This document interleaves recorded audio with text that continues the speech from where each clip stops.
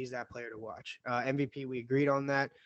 We got to start moving because we got 15 minutes for you, and we got to Oh cover yeah. pens, caps, and flyers. So we'll go to caps real quick. Breakout player.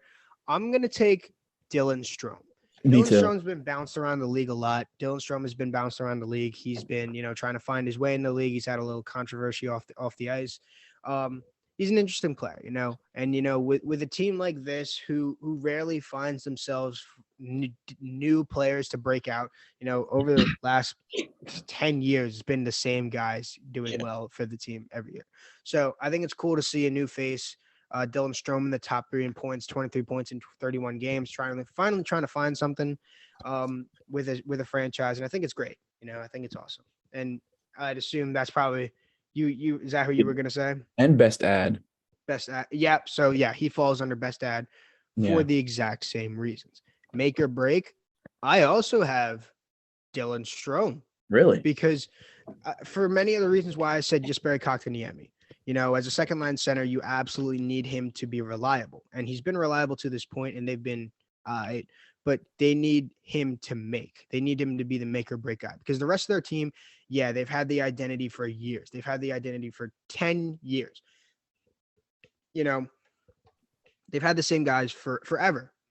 They know what they're about. They know how to work their own system. They know what they're doing. You throw a guy in there, second line center is a very prominent role.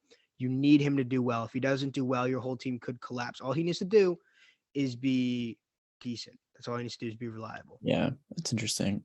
I think my make or break is going to be Kemper, Darcy Kemper, I like that. because I don't know. It always seems to be an interesting thing. It's like the Caps have, besides their Stanley Cup run, it was like never had the edge, But like these guys have been playing together for years. They've had Mantha for at least a year or something. Yeah, Everybody, I think people forget they have Anthony Mantha, right. He's tough. Lars Eller, Oshie. Just like I can tell you when he's gonna score, and it's gonna be on the power play, and it's gonna be in the slot right in front of the goal. They're gonna Every pass it to the front. time. Yeah, they're gonna pass it to the goal line, pass it right back. It's like, but they have these guys that can produce, and still have John Carlson, although he's not had a point per game in like 2 seasons. But I think Kemper, it's like the 916 save percentage right now, Mm-hmm.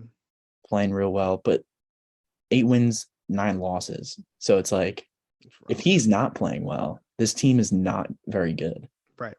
So Absolutely. I think he would be mine. I like that. And I think our player to watch and MVP are going to be the same. So we'll just run through it real quick. It's Ovi. How can you not watch this guy? He is the reason that this team is still relevant, respectfully, because Alex Ovechkin is chasing Gretzky. The kid just got it. The dude, he's a man now. He's a grown dude. He's Just 30. got a right, dude. He's old. He just got a hat trick. Like this guy is scoring at every level.